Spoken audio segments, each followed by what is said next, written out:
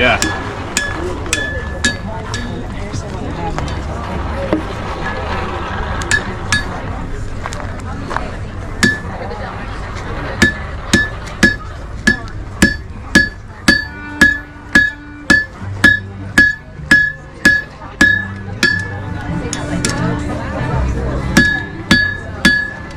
So once you get the material up to about 2,000 degrees, that's when it becomes malleable. And it actually moves just like clay does, so any way you can manipulate clay, you can do the same thing with metal. Those are a spread interest in really Smith these things.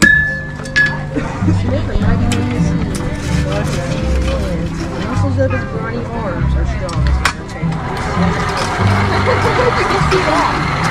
The little rascals. Doing all right? Remember everything.